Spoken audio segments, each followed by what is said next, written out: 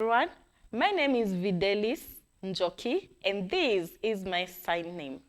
Welcome to 4 p.m. Brief News, where we are going to discuss about local news and also international at Science TV. My voice interpreter is Minnie Mbesa. The second Africa Climate Summit, ACS2, officially opened on Monday in Addis Ababa, bringing together African leaders, policymakers, and global partners to address the continent's climate challenge and opportunities. The three-day summit, running from September 8th to 10th, is co-hosted by the Government of Ethiopia and the African Union Commission, AUC. The event aims to forge a common African position on climate action ahead of the upcoming United Nations Climate Change Conference, COP29, later this year. On to the next news item. The panel of experts on compensation of victims of police brutality has officially begun its one-week working session at the Kenya School of Government, even as its legality continues to be a subject of intense debate. Chaired by Professor Makau Mutua, the panel has drawn criticism from sections of the legal fraternity who argued that its establishment is unconstitutional. Critics contend that the panel's mandate overlaps with existing judicial and state organs, questioning the legal basis for its formation. Among those facing scrutiny is Law Society of Kenya LSK President Faith Odhiambo, who serves as the panel's vice chair. So there have been so many critics on this issue.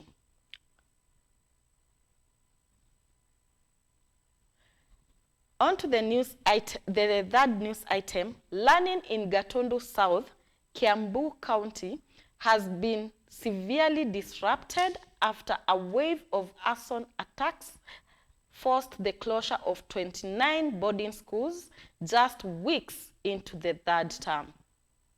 Authorities have launched a major investigation leading to the arrest of 25 students in connection with the incidents.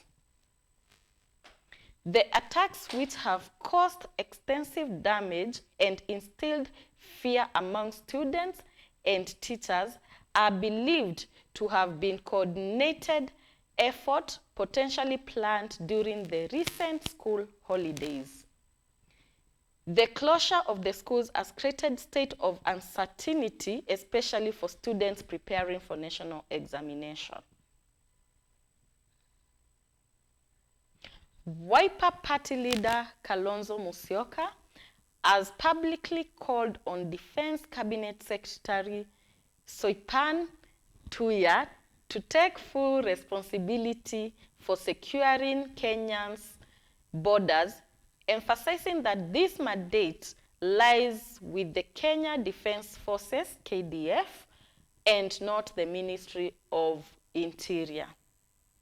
Speaking at AIC Kasina Church in Mulolongo, Machakos County, on Sunday, Kalonzo warned that the country's sovereignty was under threat following reports of foreign military presence in Mandera.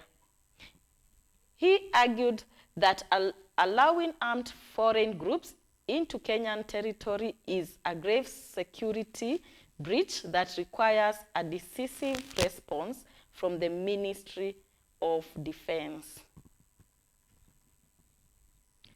On to our final news item. A joint operation by the National Police Service, NPS, and the Kenya Wildlife Service, KWS has led to the arrest of 3 suspects found in possession of elephant tusks in Kerugoya Township, Kirinyaga County.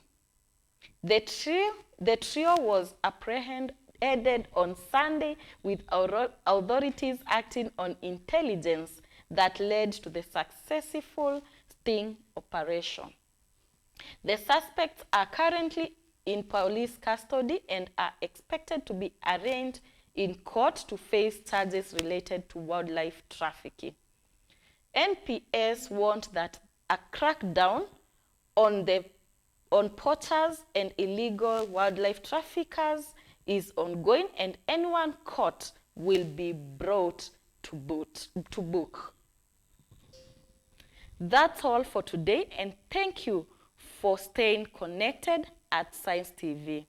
Do not forget to support us on all our social media platforms, and you can catch us on IG, on TikTok, and on Facebook and YouTube. You can like, share, and comment on all our posters and anything that we post. Thank you so much for being together with us. My voice interpreter was Mini Mbesa, and my name is Videlis Njoki. See you for other news at 7 p.m. Enjoy your evening. Bye-bye.